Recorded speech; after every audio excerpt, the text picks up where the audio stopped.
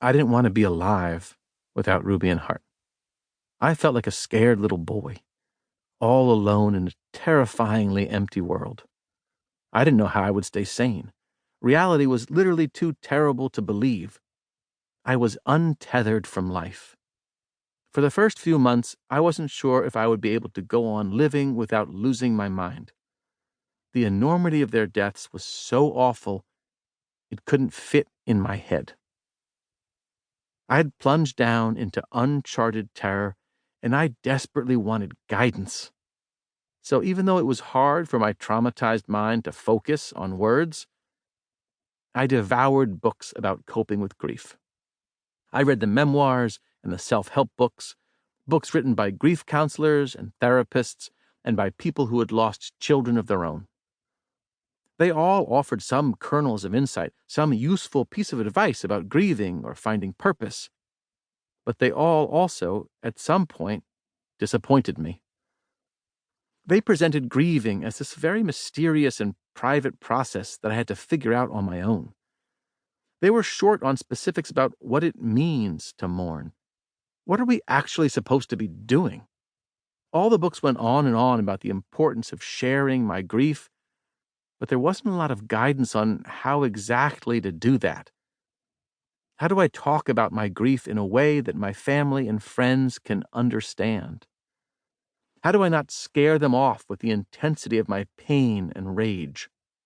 These books offered very few concrete examples of how I was supposed to get through the day-to-day agony of profound loss. The first 3 years after Ruby and Hart's deaths were a brutal lesson in unwanted wisdom.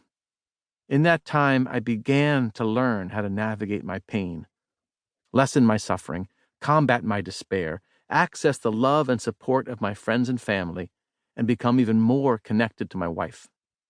Most importantly, I learned how to hold close my thoughts, memories, and love of Ruby and Hart, without becoming completely overwhelmed by the pain and sadness of my grief. I am not a therapist, psychiatrist, or licensed grief counselor.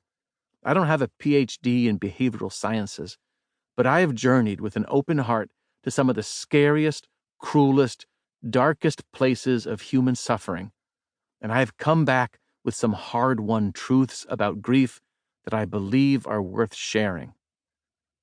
I have also gained wisdom from talking with friends I've met in grief groups and from reading an inordinate number of grief books.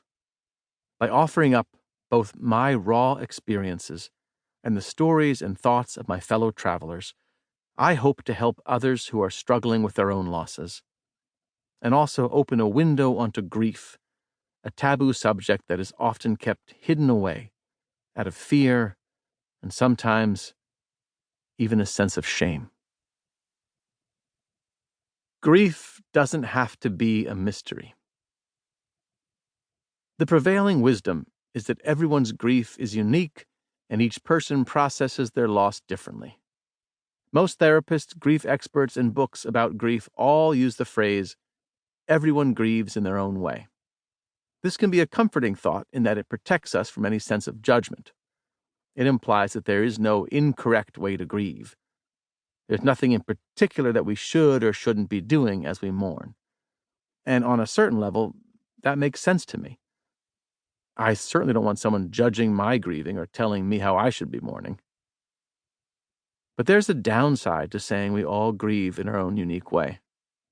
It turns grieving into a mysterious process that we all must figure out on our own. It's a cop-out.